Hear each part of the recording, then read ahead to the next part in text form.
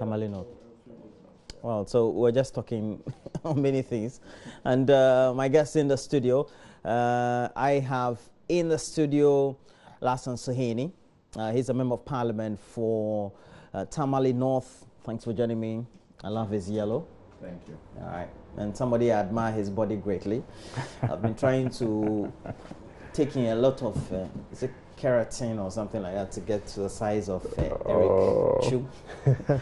Yeah. Eric, how are you? I'm very well. It's been a while. You haven't been here in about 10 years. No, it's not 10 years.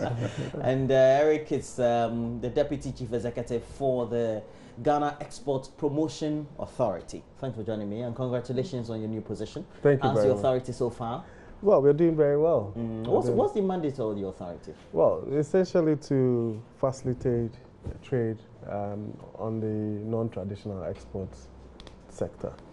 So, I mean, everything else that we export apart from the traditional ones, that is cocoa, the minerals, and timber, everything else actually comes under our mandate.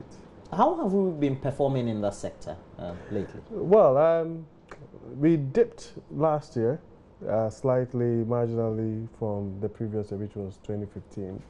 And it was because of a number of reasons. One, vegetable exports to the EU had been banned by virtue of the fact that there were issues with pesticides and some sort of non-compliance with some of the produce that were coming from here.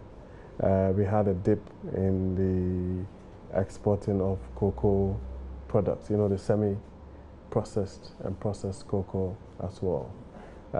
Essentially, we've not necessarily placed too much focus on the non-traditional exports. I mean, we've been talking about it, but the sort of stuff that we have to do to be able to, as it were, increase the non-traditional export hasn't been done.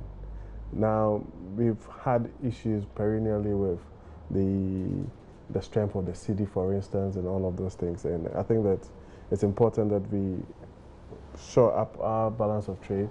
And the only way we can do that is through exports.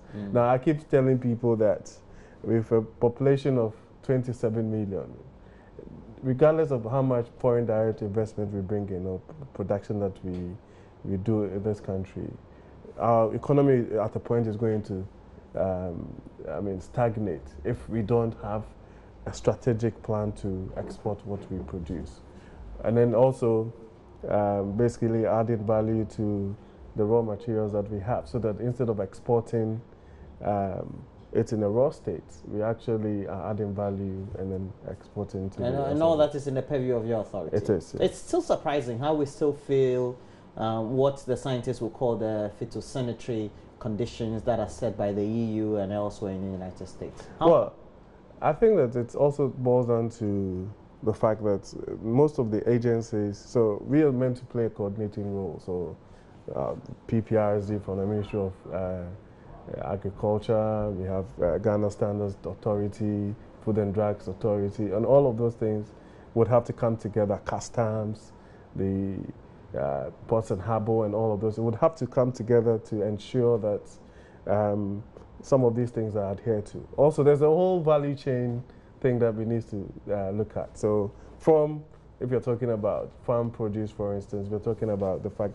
the seedlings, and then the packaging, and so really the whole value chain from the farmstead that would get to the international markets has to be looked at.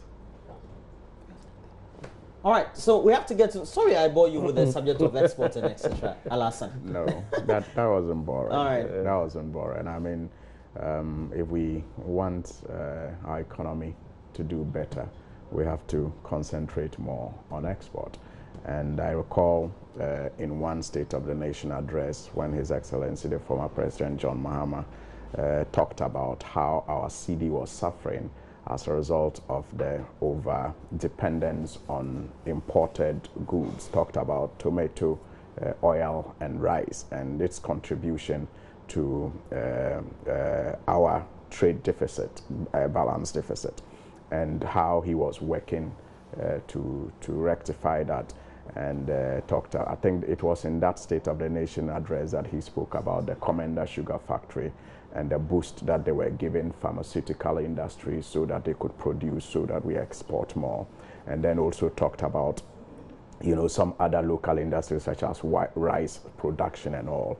And I'm happy that in 2016, for a very long time, if you look at the budget that was presented by the finance minister in 2017, Ken Ofori-Atta, Honorable, you realize that for the first time in a very long time, we actually had a gain. When you look at our trade balance deficit, it had improved greatly because I'm sure of some measures that were put in place. So for us to sustain that and perhaps increase in that gain, we need to lay emphasis more on the work of the Ghana Export Promotion Authority and other such allied institutions that will help our local producers and manufacturers to package better, to produce better, and to be professional in the way they go about their businesses so that they can meet the international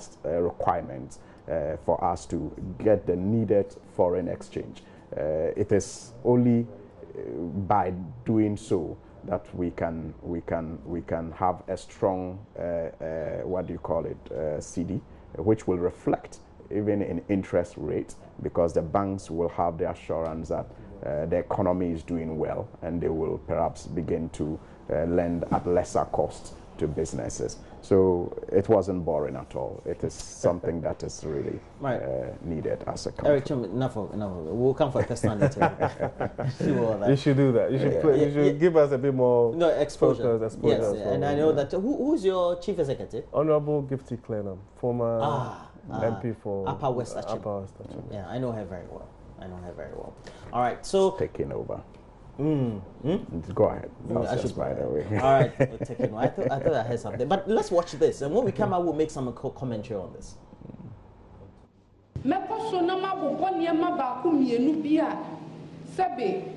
Opposition no, as my member of parliament, a woman said a more danger, and so yet me ye near my bakum ye nubia, the person me bosso.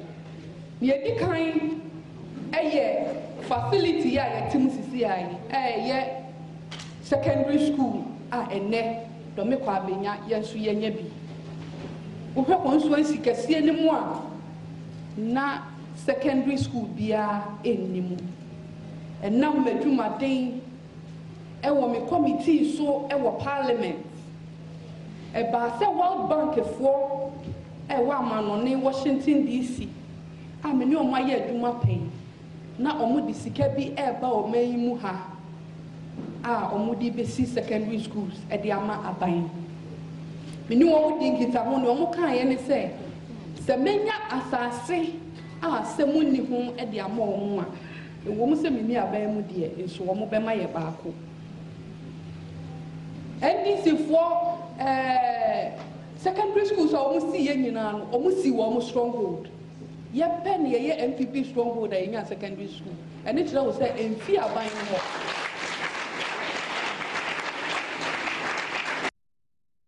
Well, this seemed to have riled up tempers in the minority NDC in Parliament, but also the opposition NDC, not only from the Dom Kobinya constituency, but also nationwide.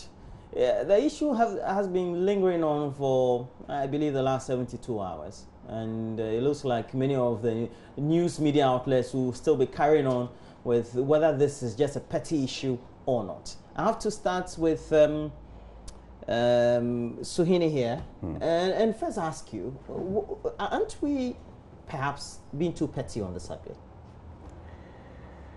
Are we being petty? What do we expect from our politicians? Do we expect them to be honest with us? Do we expect them to be truthful to us? If we think truth and honesty are not virtues that should be cherished in politics, then we can say we are being petty with this. But if we think that those are virtues that must be encouraged even in the practice of politics, then I don't think we are being petty. So it is a matter of choice.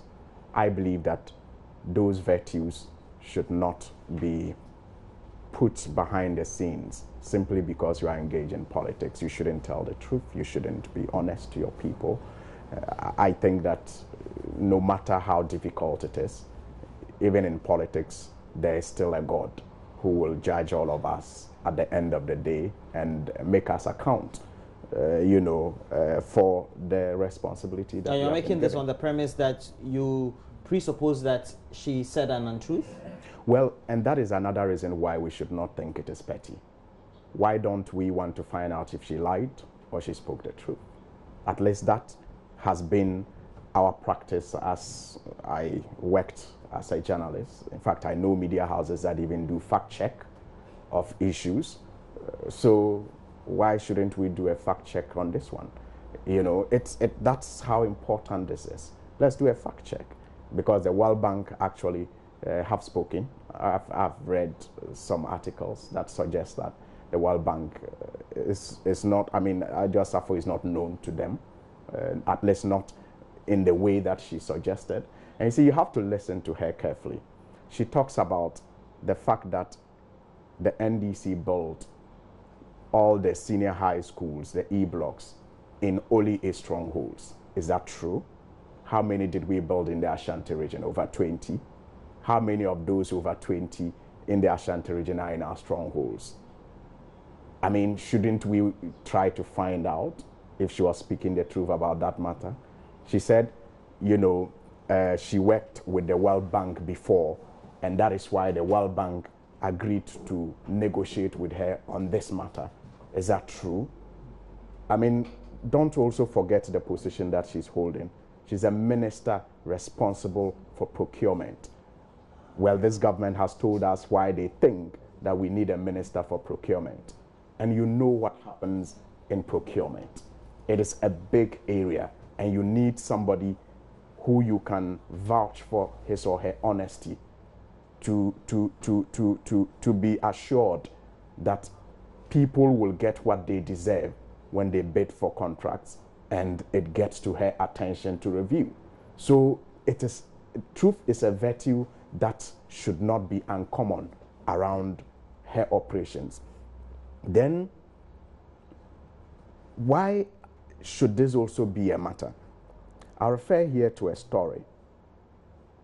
Because, you see, is it a one-off thing that we can let go, a slip that we can let go? I don't think it is. In fact, as late as 2016, during the campaign, the vice president, when he visited Dom Kwabinya to campaign, had cause to address such deception by the member of parliament in the area. And I'll just quote one thing that he said. He said, quote, "On my visit here, I hear the MP is constructing the market, the roads, health centers. But when the NDC goes for meetings with the president to think about bringing development to this constituency, we don't go with her. So these projects are being constructed by the government. That is why we say vote for Nuruddin, and during such meetings with the president, he will be there to bring further development to the constituency." In fact, just yesterday, on my way from my constituency, I was having a chat with a gentleman who lives in that community. And he was telling me his experience when one evening after work, on his way home, he noticed the stretch of road around the senior high school, where the senior high school is located. That road used to be very terrible. He noticed that at a point he saw that it had been tarred, and he got alarmed because he used that road on his way to work that morning. And so he got alarmed and thought something was happening ahead, and perhaps he was, running into some problem. The car behind him also stopped. He got closer and realized the workers were still on the road with their lighting system and all of that. He managed to use the other route home. And then the following morning, he joined the public transport because he had some issues with his car. And in the trotro, according to him, he was shocked. Everybody in the car said the MP was doing the road. And he was enlightened enough to know that an MP cannot construct a road by, with that magnitude. Well, an MP can lobby. An MP can lobby, yes. But you see, so through the instrumentality there of the is MP, a difference between... we can have construction and developmental activities ongoing. You have prompted me to something again I wanted to point to. In her presentation, she didn't say she lobbied the government. If she said that, maybe we would have forgiven her. If she said, I lobbied the president, I lobbied the minister. In inference, she said she lobbied the World Bank. The World Bank. The World Bank works with government. The World Bank doesn't instruct government as to where to put up a school or where to do a road. The government goes with their program that we want to build 200 schools. The World Bank says we'll assist with this number of schools. And so the government then comes to decide where they build the schools. How many do the World Bank support the government with? I can't quite remember the figure, but I don't want us to divert the attention. Let's focus on this matter. You know, the fact that, look, the speech suggested that she lobbied the World Bank. If she said she lobbied government, MPs do that. Even individuals who are not MPs do that for their communities. They lobby the ministers, they lobby the district chief executives, they lobby the government. So if she said, I lobbied the minister, I lobbied the former president, John Mahama, and then I got, my way with him, and that is how come we have this school, that wouldn't have been an issue. But to say you lobbied the World Bank, or for the people in the area to think that when the government goes to get money to construct a market, it's the MP who built the market. But it was a campaign season. Why don't you just forget about it? But we'll come back and speak on it. Really? So, I'm shocked. I am shocked. I am really shocked. The campaign... No, you see, Roland, before you go, during the campaign... No, during the campaign issue time, you used to do fact checks.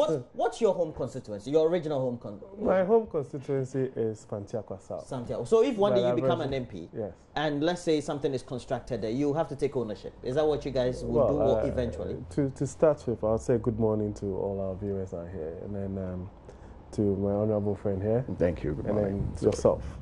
I think that really this is much ado about nothing. Really? Yes. You see, when members of parliament are going out there to campaign, right? I mean, all politicians, I mean, I'm sure he can also attest to the fact.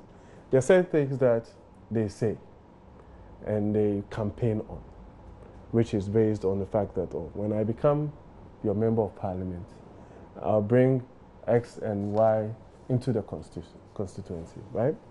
Now, we all know that most MPs are not necessarily developmental change agents, basically, but they do all sorts of things. Now, I think that if you listen to her carefully, she was actually speaking in Chi, and it's always very difficult to translate it from Chi directly into English. She made reference to the fact that through her work on a committee in Parliament, you understand? She made reference to that, and that when the project was coming into being, she did some work and all of those things and essentially facilitated and ensured that it came there. This morning when I was actually coming here, I heard some communication from the communication director of her constituency, Domi Kwabena, alluding to the fact that she actually played an instrumental role in acquiring the land. As we speak, I'm not too sure how far that is true in terms of if it can be. But if that is the case, or even some kind of consultation had actually gone on, right? There's nothing wrong with actually laying or claiming that, I mean, she played a role in bringing the school into that place. But I'm actually surprised that my good friend here is talking about truth. You see, sometimes it's imperative to also appreciate that the messenger is also important. This is from an NDC party that at a point claimed that they had created 1.6 million jobs. You understand? We're speaking on a school. No, but I mean, I'm just, you see, you see, when you're taking moral lessons, you know where you take moral lessons from. You don't take moral lessons from a bottom. Now, me, as far as I'm concerned, this is extremely petty. I'm sure there are more salient and important things that you want us to discuss this morning. If the NDC... This is not important. No, listen. If the NDC having our editorial team sat down and decided to choose no, I'm just asking more, okay. right? If the NDC, having gone into a position, are essentially idle, or they say the devil finds work for the idle hands, they would essentially latch onto every single thing and make it a big deal. That is their case. I mean, that's a problem. However, we expect, and I'm sure that Ghanaians will also expect some kind of relevant, I mean, essential opposition coming from the biggest opposition party in the country. And this idea that everything is newsworthy and it's something that we need to basically go to town with, it's not going to help anybody. If that is the case, really, what sort of opposition are they? So to you think that the opposition just was to keep the flame of the opposition supposedly working burning? She has said certain things, okay. There has been some communication out there that maybe that might not be the case, okay. But there are other facts also that we probably would have to investigate and find out exactly what role she played in bringing the school into that place. Now, every MP would go on some kind of campaign, either trying to campaign for re-election as an incumbent or even going there to campaign to the people for the first time. We'll tell them that if you vote for me, when I come into office, I'll make sure that I use my new status and by virtue of the fact that I'm in Parliament to bring X and Y development into the constituency. He sitting here as an MP, I'm sure would have said that whilst he was campaigning. You understand? So for me, this whole idea that this is the worst thing that's ever happened and that we should basically hang her to dry, it's neither here nor there. They want to take her and her image to the cleaners. Coming from, that's why I'm saying that, coming from the NDC, right, I mean, leaves much to be desired. Because someone will say that your comment about whether people don't need to take moral lessons from the NDC is just being pure dismissive of a subject for which that many people in society think that, well, we need to show some level of forthrightness when we're talking on the issue. Oh, no, I have absolutely no problem with having our politics anchored in some kind of values and principles. I have absolutely no qualms with that. But what I'm saying is that the issues at stake is such that she is claiming, okay, that she played a pivotal role in bringing the school into place. Did she? Also, like I'm saying, this morning there was a news item on, one of your stations where the communications director of the constituency was interviewed. Okay. Who stated categorically that there is evidence, okay, clear evidence that she played a role in acquiring the land that the school was actually. So we have the communication director. Let's watch the communication director. And when we come back, there's also apparently a letter, that of course, that has been leaked onto social media, mainstream media, showing that her office seemed to have had some level of influence or communication in at least appealing to certain agencies to have a land set aside for this project. That in any place also gives a certain perspective or credence to the fact that she plays some critical roles. But let's just watch the communication director.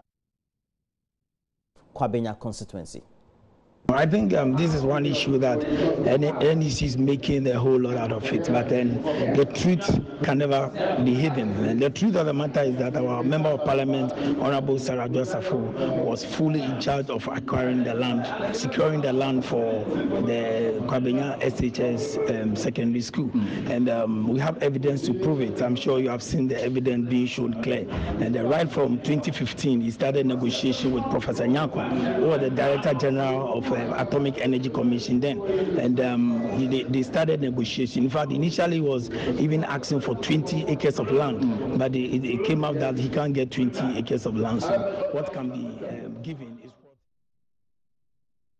So the communication director for the MPP in the Dome Kwabenya constituency, and talking about that, that's how come we'll show you a letter very soon. There's a correspondent from the office of the Honorable Adwoa Safo to the Director General, the Ghana Atomic Energy Commission, and requesting for land for the construction of a senior high school in the Dome Kwabenya constituency. And then we'll show you a second one very soon, and the second one will be on your screens as well very soon. And it talks also about, I think, one either written to or, okay, now to the Chief Executive, land for government to construct a senior high school facility. I'm reading from a screen. That's how come that I have to look elsewhere. And its reference is made to the discussion on the 5th of 2015 of May 2015 at the proposed site for the above mentioned. I know that people will latch on to myself when I watch the letter. The first one doesn't have a reference number though. Yeah. And then the second one also seems to have some inconsistency with the name and then even some wordings on that. But Suhini, no matter what it is, just a corresponding from the office. It presupposes necessarily she may not have written the letter, her office may have written it, and we know she has a secretariat, there are people in there who do a lot of correspondence for you as members of parliament, etc. And that is normal. Typos are expected, so it's not something that we have to take advantage of and try to base on that and try to discredit it. If it walks like a duck, quacks like a duck, then it's probably a duck. So let us not try to sugarcoat this. Let us face reality. The member of parliament goofed. She is not perfect. She is human. And so the attempt to whitewash it and to treat it, as if it is just, one of those political talks, and it just baffles me. It certainly is a duck, and we have to just say so, because the letters, as you have clearly shown, one is from the assembly. That is the Domikabinya Assembly, and it is written on the 8th of May, referring to a discussion they had with the Ghana Atomic Energy Commission on 5th May.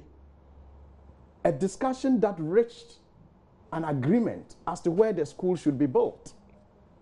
Now you have the member of parliament, also we are being told the letter is from her office. I doubt if she's the one who released it, because it doesn't have a reference number. The language in it, I think she is better than that. So what are we doing to her?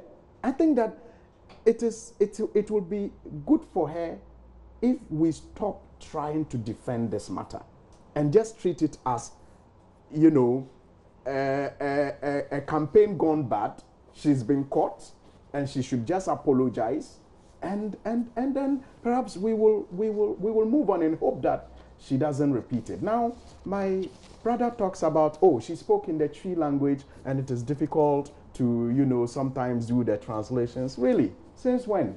When President Mahama was in the Ashanti region and spoke about and used a proverb in the Tree language, was it difficult for my friends on the other side to translate it and to put it completely out of context just to find disfavor for the former president? Was it difficult for them to do that? Even at the time when we said, look, this was a proverb.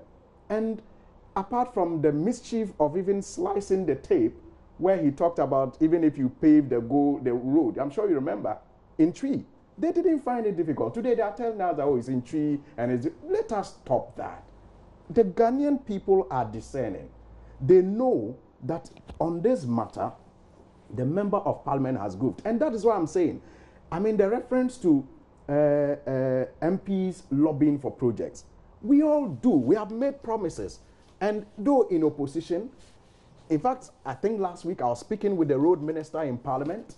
We all will lobby. But at the end of the day, so when they do a road in your constituency, you're going to say that you did it. At the end of the day, I am not going to say that I went to whoever funded the road. Maybe if but it's through your influence. Wait a minute. Without your influence, the road was not. No, I will claim that. I will claim that influence. But what I'm saying so what's wrong with Adwoa Safo claiming that Alassane Suhini? Did you listen to Adwoa Safo, Roland? Yes, that's what I'm saying. Let us not try to whitewash this. She didn't say she lobbied the government. She didn't say she lobbied the president. Exactly, which is a lie. That is what it is. I've been struggling so hard since we started this discussion not to describe it as a lie, but it is.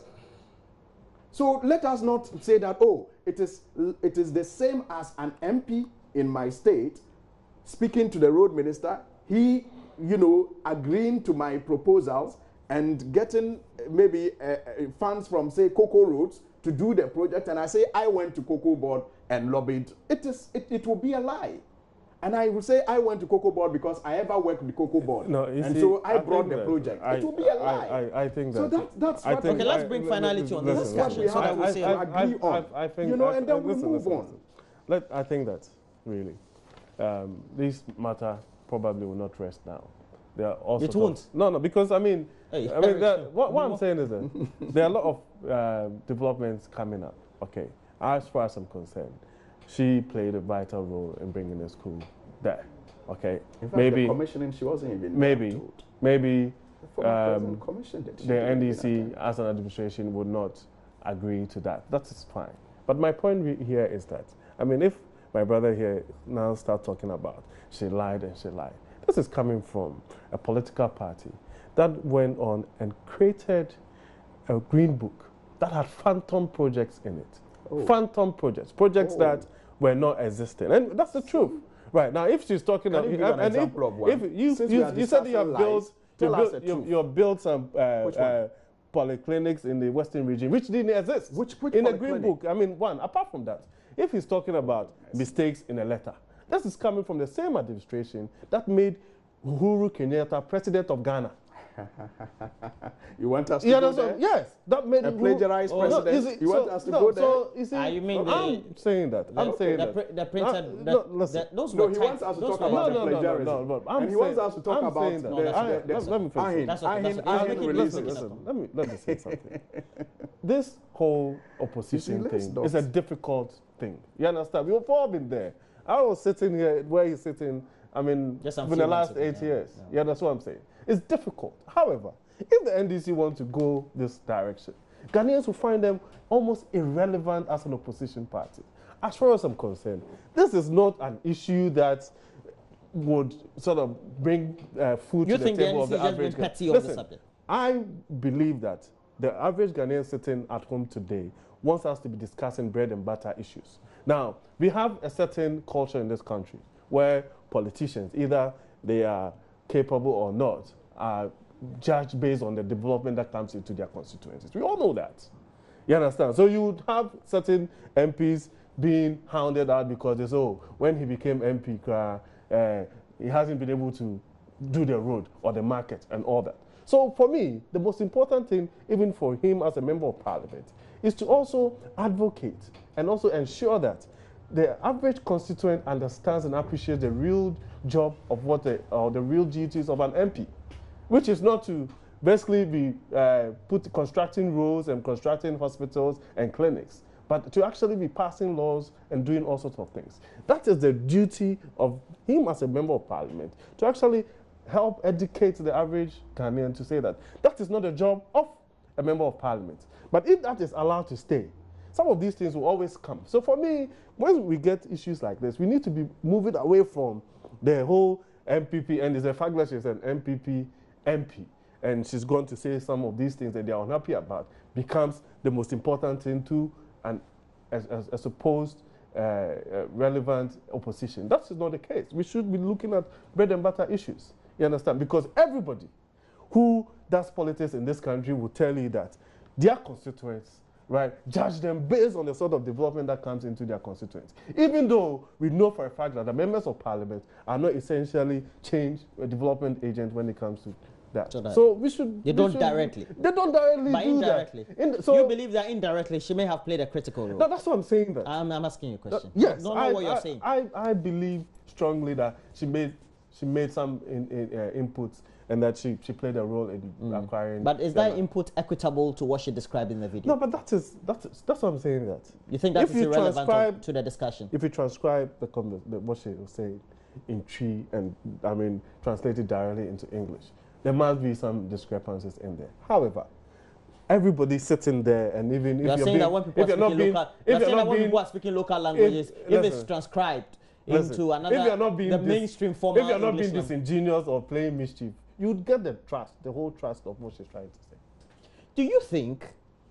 So anyway, do you think everybody is wrong and she is right, or let's say most people are wrong, and the few saying that she was right? I'm saying that if you listen to her carefully, with an open mind, without mischief, she played a role. Right.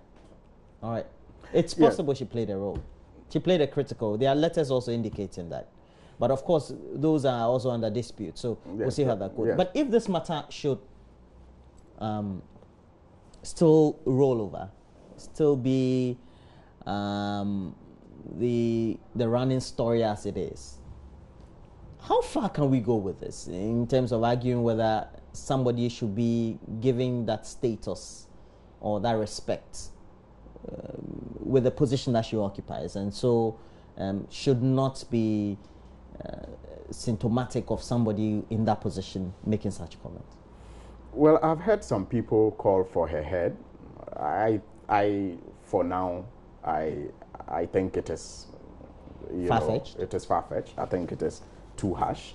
But what I don't like is the attempt to, muddy the waters with some spurious, excuses and explanations. I think we should face it and admit that she goofed. But you see, my brother here was talking about a party that he will not take lessons on when it comes to truth and honesty. You see, that's your party. I have said before, and I remain consistent, that one of the things the NPP did so well in the last campaign was the deception that they pushed. And it is that deception that won them political power. And they are continuing to push that deception. Belittling the intelligence of the Ghanaian. Is that what you're doing now? For example, even in government, we're told an Asempa budget had been read. The spare parts dealers, go and ask them if they are enjoying what they promised them. They told teacher trainees that they will restore their allowances in June. It is past June. Go and ask them if it has been restored. They told the people of Ghana that we had all the resources in this country to develop, and we just needed to prioritize, and we didn't have to borrow, and that all the wealth that were needed to develop this country was in this country, and that even in the budget, if we realign things, remember the Baumia lectures, we will have reserves, and we will not need to borrow again. How many times has this government borrowed so far? So you can go on. And if he talks about... the government just came into power. Well, no. They need to I'm talking about lies. I'm talking about lies. They need to realign. Which one of these ones are lies? The spare parts dealers, if they are not enjoying it now, what do you call it? They need to realign the economy and put in the structures before they get... My brother, they told us they knew what the problem was. So what realignment? And then they didn't just stop there. They said, we know the problem, and these are the solutions. Now, why are they renegotiating their campaign promises to the people in government by saying that they are realigning? I'm saying that when it comes to deception and lies, they are the masters of the game.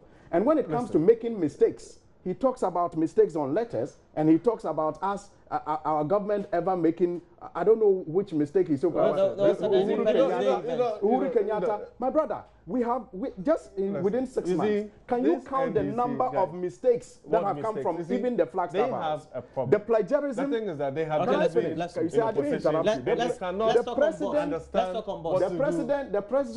understand what they have to do. I agree with you. I like to talk about boss too. But you see, the president on his most important day, a day he has fought for over 30 years in his life, could not even produce an original speech. He had to plagiarize it. Beyond that, you have the communications director at the presidency issuing letters on behalf of the president on the green, enough of this. with quoting wrong, articles in the Constitution. What is that? So let us not go there. Let's discuss Adwoa Safo and let's put it in context. Thank you. I am saying that the NDC just left power 6 months ago. Now, if they are saying now that the NPP used deception to win the elections, it's there for everybody to see. But my point is that it's not that led to the abysmal performance in the election. It was a wanton corruption, the mismanagement of the economy, and all the untold hardship that they brought onto the people of this country. That made them lose the election. Now, after their... Reduce electricity after their what do you call it? Kwesibotwe report and all of those things.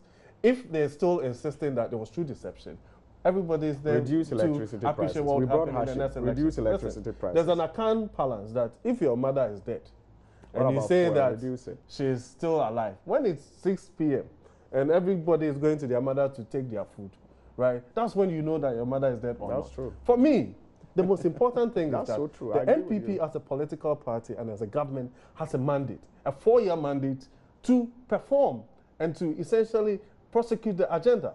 Now, in the next couple of days, right, the cabinet as we speak is actually far advanced in sanctioning the IPEP so that we set up the development authorities to go out there, right, and prosecute the president's agenda of the infrastructure for poverty eradication.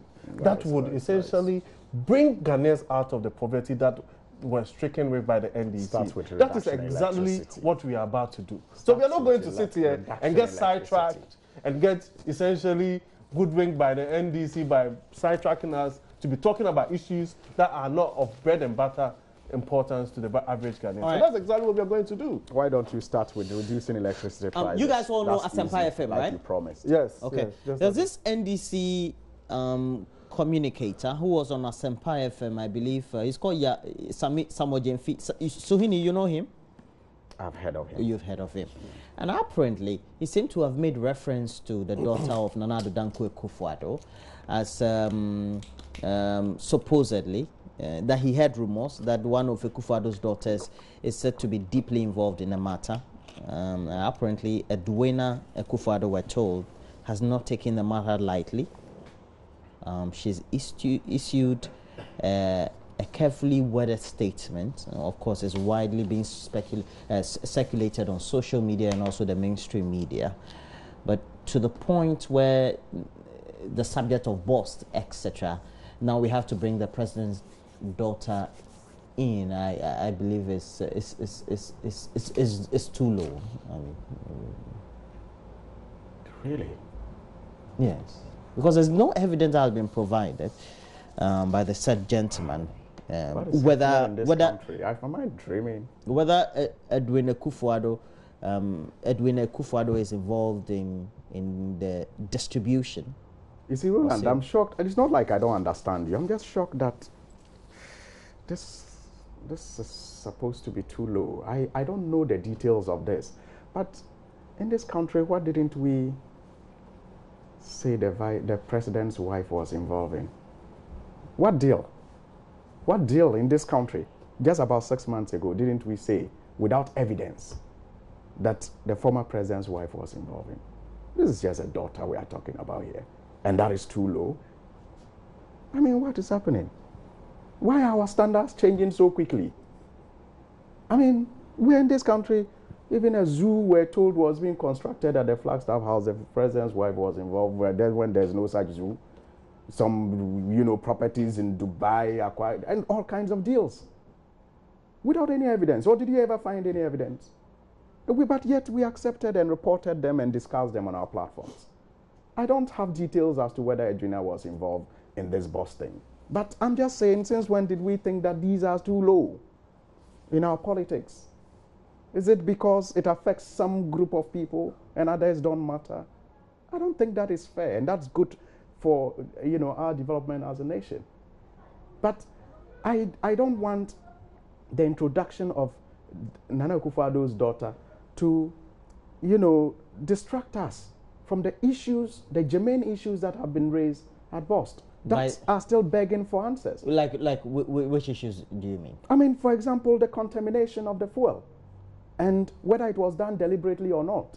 The involvement of Movimpina and whether Movimpina belongs to whether the MD of BOST had any interest in Movimpina, given the fact that records of, registration submitted by Movimpina itself shows that some addresses are traced to the MD's former office. These are issues of conflict of interest. These are issues of create, loot, and share. So you need clearly to establish that and not to introduce these tangential issues of whether or not the president's daughter was involved. I mean, if we have been told by the BNI, for example, that nothing untoward happened, why is the daughter struggling to say she wasn't involved in this? And why are people so eager to push it out that she wasn't involved? There's nothing that has gone on bad. So yes, it is okay to say that I wasn't involved in it, even if it is not bad. But I see that even those who are telling us that nothing bad happened at Bost know deep down in their hearts that what happened at Bost is, you know, monumental corruption. And we need to deal with it. That is why they don't want it associated with them. Whoever runs away from successful stories, who in this world ever runs away from successful stories? We just finished talking about the struggle by Honorable Adwoa Safo to associate with a success story of the E-Block. Why is the president's daughter running away when we are told that nothing untoward happened? Well, that's success or no, she was not involved. Well, I agree, but what I'm saying is that those pushing it know in their hearts that this is a bad meat that you shouldn't serve on our table at all. Because you see, I've heard people say, let's do an investigation because this might have happened in the past. And all of a sudden, it seems I get the sense that so many people have even said, oh, if it is the institution that has been rotten and bad, let's fix the institution. Let's not hang it on people, really. Since when? The head of institutions have always been held responsible. All right, so let's since when? How we talking about institutions? Classic NDC. You think this is just it's a classic NDC, and I'm actually surprised that my friend here has just found his moral compass. But that is fine. You know, people change. I've always been moral. No, people. I have always been moral. Maybe you don't know me. I've always been moral. People change. You see, I see this young man, Sami Jenfi, is basically trying to claim some notoriety. You know, parties in opposition, a party that has been described as a lame horse. And he's basically trying to claim some kind of popularity to basically propel himself politically. And unfortunately using the name of the daughter of the president to associate with this Bost story, just to claim some popularity for himself. But that is still a very low blow. And the young lady has come out to state categorically that she has absolutely no business to do with the two entities that were mentioned. And neither has she actually done any business with Bost. No, so for him to try to justify the fact that, oh, somebody must have mentioned the former First Lady's name in a story associated with corruption, by virtue of that, it's okay for you to go and sit somewhere and concoct a story about the daughter of the president. I mean, it's neither here nor there. I didn't say it's okay. I didn't say it's okay. But Roland, can I put it in context? I didn't say it's okay. You said, listen, I didn't say it's okay. Fine. Let's leave it as is. Yes, thank you. You see, but moving on, I mean, what are we talking about in this whole Bost issue? I don't have a problem with going back and saying that, okay, the procedures or the standard operating practices in that place in terms of how fuel is actually brought in and how it's allocated and when there's consignment and all of those things, has to be re-looked at. I don't see why anybody should have a problem with that. Because in the final analysis, this is taxpayers' money. Ordinary Ghanaian people's money that has been used to import these products into the country. So if people make the assertion that, listen, this thing has happened, and this is what has actually brought about all of these things. So let's make sure that the systems in place actually are fit for purpose. There's nothing wrong with that. Now, to ascribe create, loot, and share is also laughable. I mean, this is coming from anytime I have a conversation with someone from the NDC, there's always a danger to sort of equalize. You understand? But that is not the case. Because you just left power. You just left office 6 months ago. And your performance and the way you conducted yourself in office is there for every Ghanaian to see, to appreciate. That is exactly what led to the abysmal performance in that particular elections. But that notwithstanding, I'm saying that if there are issues with Bost as we speak, the constitutional provisions have not actually been even truncated. People have the right? I hear that some groups are actually going to strike and some individuals are going to strike and asking for more in-depth investigation to be done. The minister. Don't you think there need to be more investigations? Yeah, that is. And that there are a lot of questions that still remain unanswered. But that is for example, why is that the minister has had composited or constituted a committee which had a representation of the BNI, but then the minister went out of the way to announce an investigation that had been conducted by a body for which has a representation on the committee that he has constituted. Good question. Now, are you saying that the minister has no right to come out? I'm not saying that the minister has no right. I'm asking you a question. Well, are you saying that the minister has no right to come out to clarify clear or blatant untruth that were being peddled by the NDC minority? The minister has every right. The fact that a committee has been set and people are going out there and essentially espousing things that are untrue doesn't mean that the minister has no right.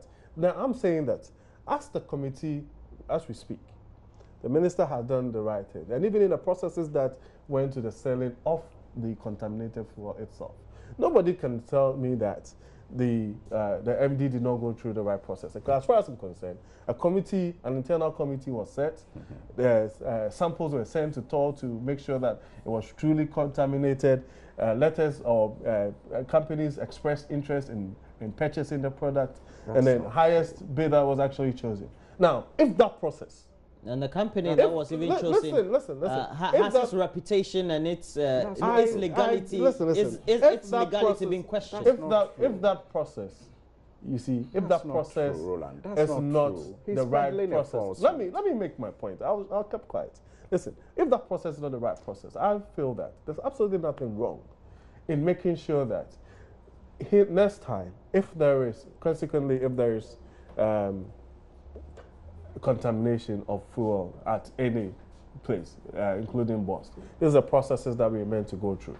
I have heard that even companies that are meant to be dealing with contaminated fuel are meant to take licenses from the NPA, for instance. Okay, I've also heard that the minister had actually put together a team to look at the operations of Boston as an entity to make sure that some of these things are forestalled. Now, to essentially go and give a dog a bad name and ascribe corruption to this issue, for me, it's neither here nor there, because as far as I'm concerned, the issue about investigating even the corruption aspect of it hasn't been truncated, right? So I don't even see where the problem is. The corruption issue hasn't been truncated. Now, if we are talking about alleged corruption and people being interdicted, I can give you a plethora of examples under the NDC where they should have stood their grounds and met this strict stance of public governance by interdicting people who were seen as being corrupt or who are alleged as being corrupt. There are a number of incidents like that. For example, we've had a number of interdictions that have been undertaken. Right from Jida, right from the bus Saga, the minister had to resign for investigations to be undertaken by the Attorney General. We are not the same. I can give you examples. We are not the same. Right? As we deal with our own. As we speak today, when the JoyNews saga broke, people who were meant to have played or protagonists in the matter, I'll call them something else, I'm being charitable this morning, right? Were actually elevated and promoted by the NDC administration. Betty Modi-Jusu today is a vice chairperson of the NDC. Barton Odro was elevated from his position. I thought she went through a competitive election. Listen, so how is that? Let me tell you, that should tell you the level of values and principles that the NDC actually seeks to. Okay, I get your point. There are so many individuals that I can talk about. This is not about personalities here. But I'm saying that the NDC had an opportunity, and I'm saying that they left power just about 6 months ago to show Ghanaians that what they are talking about today, their founder, President Jerry Rawlings, has stated on several occasions that corruption sank to an all-time low under their watch. This is an era of Boyomi. But he also said that it's not better on the other side. This is the era where guinea fowls flew to Burkina Faso. This is the era where the president accepted a gift or a bribe from a contractor who had constructed just a mere wall on a football pitch side land for $650,000 US. That's a lie. This is all That's coming from an I'm saying this administration that's a who are lie. now found their voices so that Please, they will say I was just talking about deception. just to round up. Just talking about just to round up. This is a party that went on a campaign that was saying that, oh, all governments are the same. Just to give the impression that there was no need for Ghanaians to actually change government. And so they are trying to equalize and create the impression that we are like them. We are not. Well, you see, I just spoke about one of the things I believe the MPP did well in the last campaign, deception. We're speaking on Boss. For example, yes, we'll Boss. come to Boss, but he has raised some issues I would like to respond to. For example, you know an investigation was carried out on the Ford Gift Saga. Now, we know, as a matter, I don't even want to deal with the other issues, but we know what he just said here is not true, that it was the contractor in question who gave the vehicle, constructed a wall around a football size plot for $650,000. Roland, you know that's a lie. So how much was it? How much was it? You know, you know it wasn't a football size. That's a lie.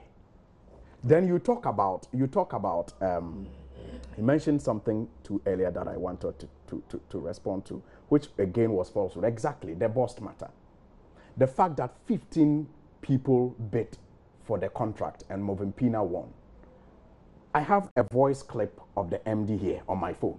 If you doubt, I'll play it to you. You have it? I have it. I don't have it. I do. I don't. Now, before the and investigations... I can't authenticate whether yes, that but I'm saying before the investigations, he spoke to OKFM before the investigation started and said in his own words that it was after Movimpina was given the project that these other companies heard about it and came in, and he asked them to meet with Movimpina so they could share, in his own words.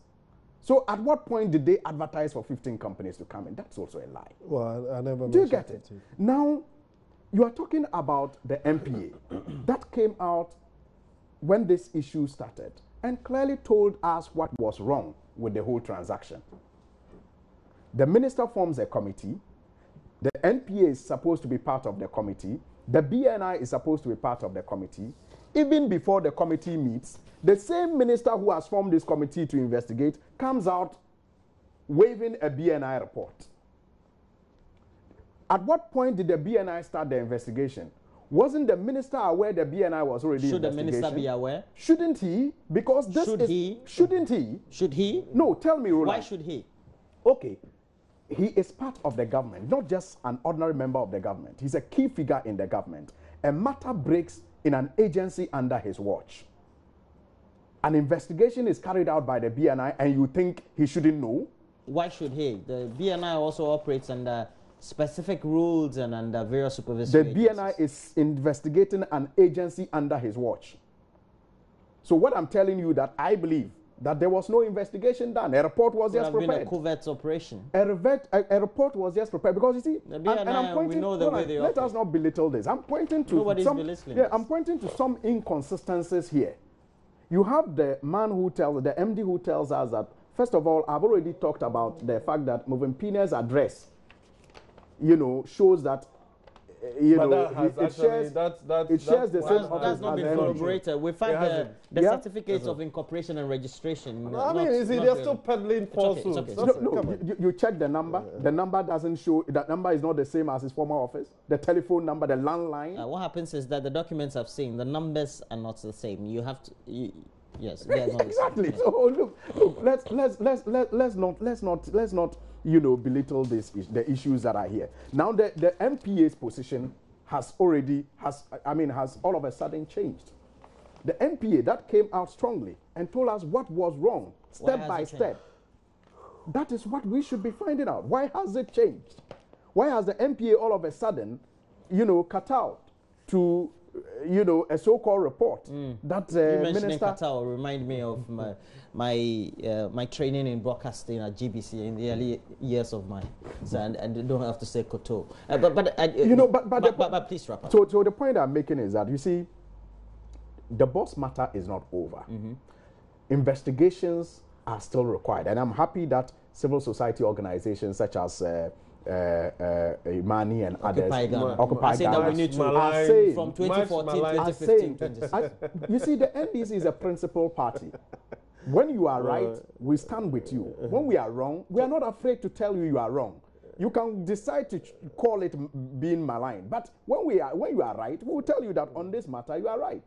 So I am happy that they are calling for further investigations to be carried out into this matter, because the issues, the more they try to cover up, the more they expose, the rot as far as the dealing is concerned. I have to give you a minute, unfortunately. I have to go to Pantan. No, that's okay. You're a broadcaster. You used to be a broadcaster. Roland. Don't try to. I know you're very smart. Only a minute. I feel that the NDC, like I said, and this is my advice to. You think investigations should be conducted away from what happened time before? Nobody has said that investigations have been. You see, they are making right. I'm saying as I'm saying. But he had so much time before I came in. No, he didn't. There are civil society organizations.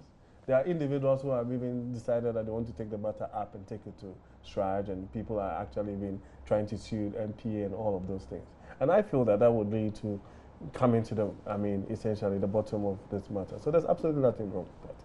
But the NDC trying to claim that all of a sudden they found their voices, their anti-corruption voices. And they're actually making references to Imani and Occupy Ghana and all of those. That surprises you? It's surprising because in the 8 years, Eric Chum, well, the campaign. 2016 election is over Eric Chum. And then Eric Chum is the Deputy Chief Executive for the Ghana Export Promotion Authority.